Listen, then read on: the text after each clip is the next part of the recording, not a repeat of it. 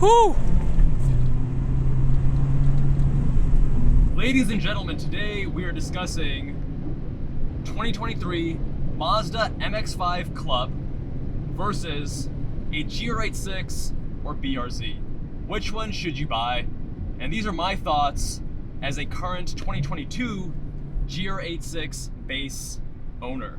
First of all, big thanks to Mazda for giving me access to this Mazda Miata MX-5 Club. And I gotta say, this car has been such a joy to drive these last couple of days here in the Bay Area. I've done a full review discussing this car, traditional review, but here we're gonna discuss a little bit more the MX-5 versus the GR86. So let's start off here on some windy roads, discussing the driving dynamics, and then we'll discuss some of the interior and other considerations. First of all, when it comes to driving dynamics, this car is about 500 pounds lighter, 2,341 pounds, and you're gonna feel that immediately. This car is a little bit more nimble, a little bit more playful. It has better front end suspension geometry in that we have double wishbone up front. Both GR86 and MX-5 Miata have multi-link in the rear, but the GR86 has the McPherson strut in the front, which does not allow us to have that negative camber loading as you compress the suspension. So that gives a more favorable contact patch to the MX-5.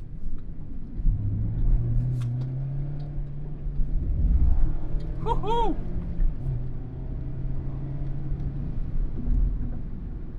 Both are very playful and willing to dance on windy canyon roads. However, the MX-5, it feels a little bit more like a toy, like it doesn't take itself too seriously.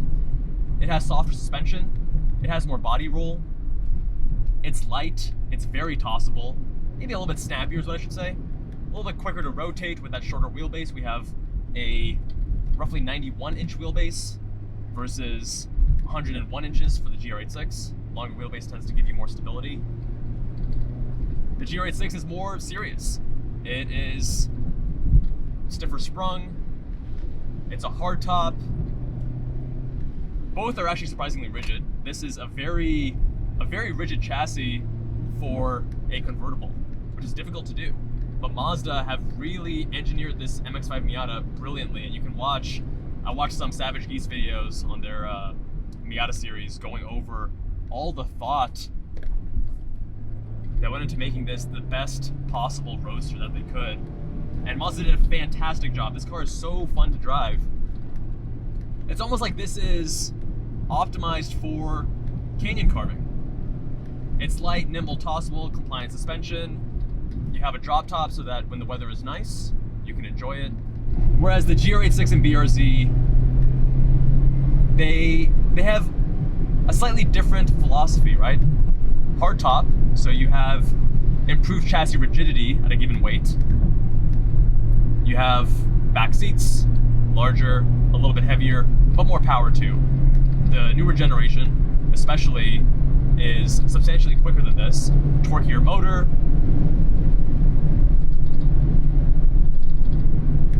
a lot of that mid-range oomph.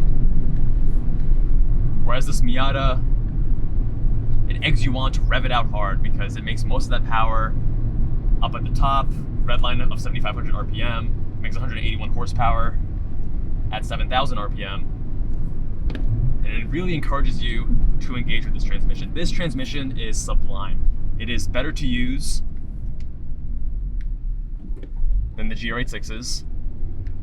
It has very little play, nice short throws. This is the right amount of mechanical feel versus slickness. It's so well dialed in.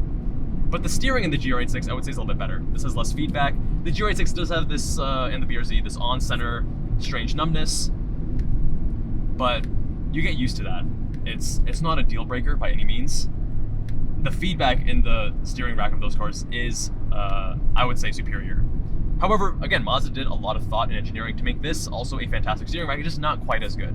My Mazda CX-50, I know it's a CUV, but I kid you not, it does have better steering feedback than this ND2 Mazda Miata. So Mazda knows a thing or two about steering racks, and even in this car, it is rack and pinion, but they actually have the electric assist not on the column, because that would actually add some extra torque and some deformation to the steering column, whereas putting it on the actual rack can improve steering feedback.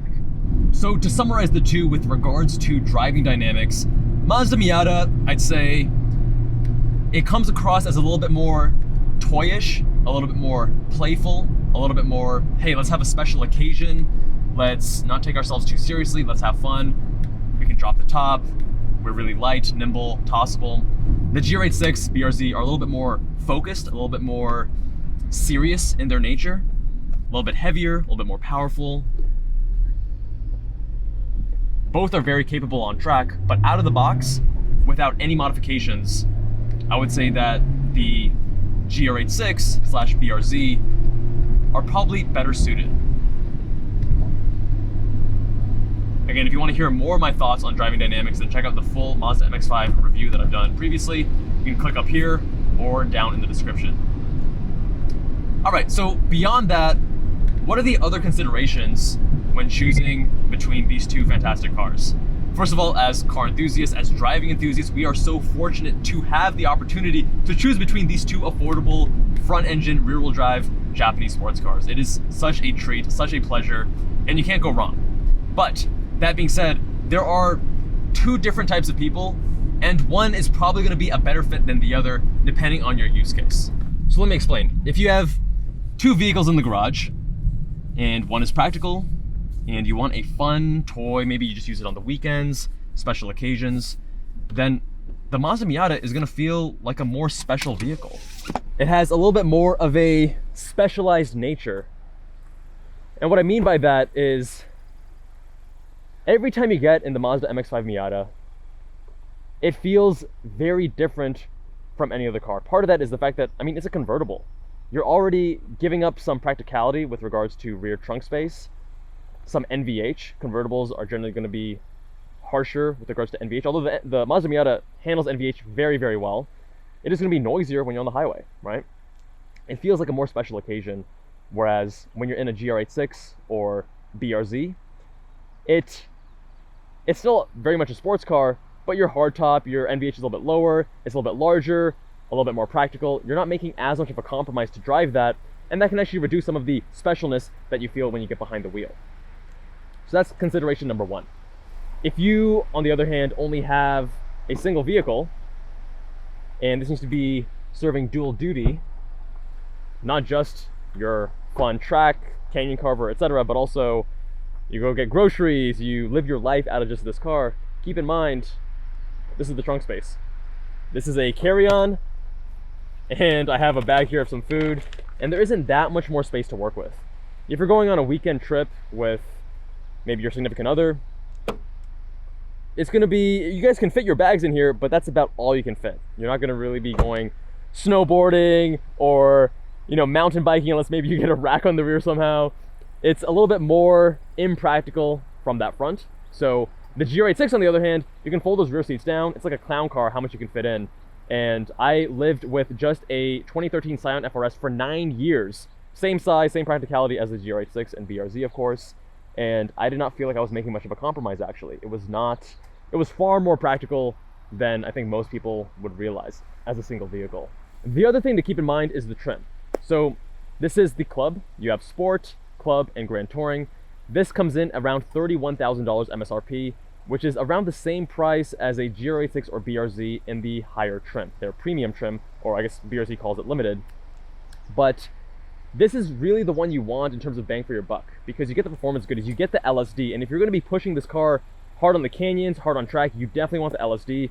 You get the Brembos, you get the Bilstein dampers, you get the upgraded BBS 17-inch wheels, and at that price point, I think it's fantastic. The thing to consider, though, is the interior is going to be at a similar level to the GR86 and BRZ, which I don't think is a bad thing by any means. I think these cars feel very much their price point, the low 30,000s, which is fine. In modern day and era, this is comfortable. The steering wheel feels very nice. I mean, these materials are not super luxurious leather or anything like that, but you don't get into the car and feel like, oh man, this is such a terrible place to be. Keep in mind though, you do not get climate control in this trim, which is something I would have liked to see, because you get that in the GR86 and BRZ. Even on their lower trim, which starts at $28,000, I have the base GR86, which does have climate control, and I do find that very valuable. You do get heated seats here, whereas in the GR86 and BRZ, you will need to go to the higher trim level. The base trim does not have that. Same thing here. If you get the base trim, the Sport Miata, you will not have heated seats, but you do get it with the Club. Ergonomics-wise, for a small car like this, Mazda has done a very good job. But again, keep in mind, based on your body habitus, it may be better or worse for you. So I am 6'1" and 170 pounds. My head right now is literally one finger width from the top at 6'1".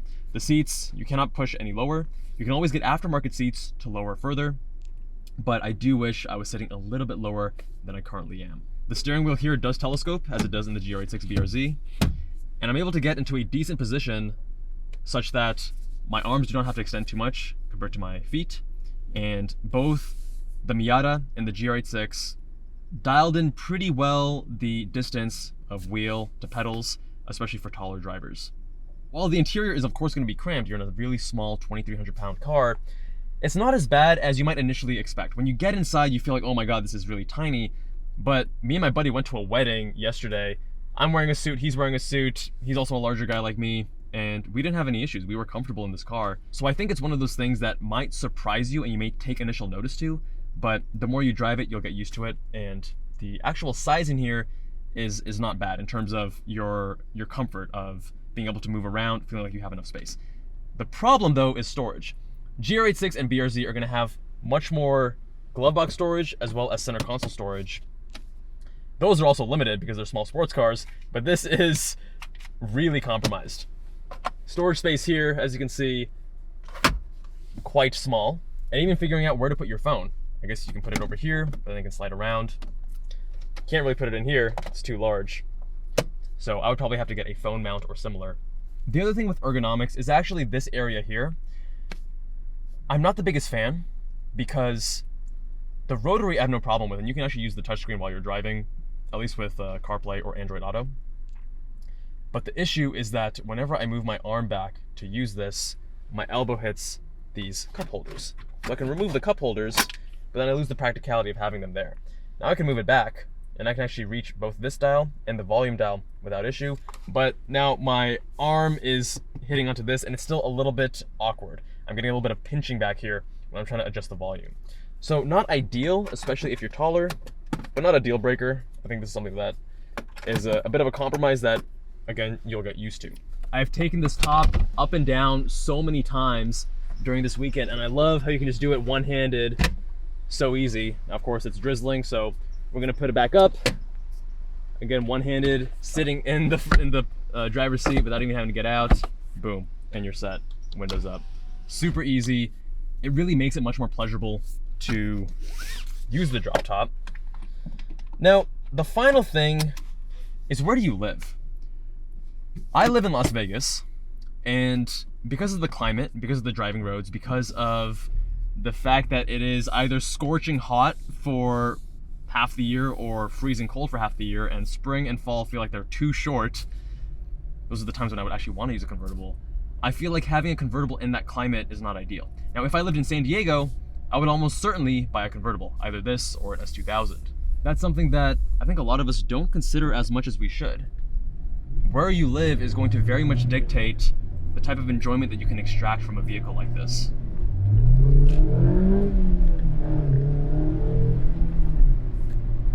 Again, both are fantastic vehicles with really amazing driving dynamics. It is silly how much driving fun you get from these cars at $30,000. It is hard to believe, and we are truly fortunate. I know there's all this doom and gloom about, oh, you know, cars today, they're not built like they, like, we are so lucky, guys. We are so lucky, and it's easy to fall into this trap of cynicism. But the Mazda MX-5 Miata and the 86 Twins, they're such good examples of how fortunate we are as car enthusiasts, as driving enthusiasts, and regardless of which one you choose, you can't go wrong. But let me know, what do you guys think? Leave a comment down below. You're gonna go with the MX-5 Miata or the GR86, and tell us why. Much love, my friends. Subscribe if you haven't already, and I'll see you guys in the next one.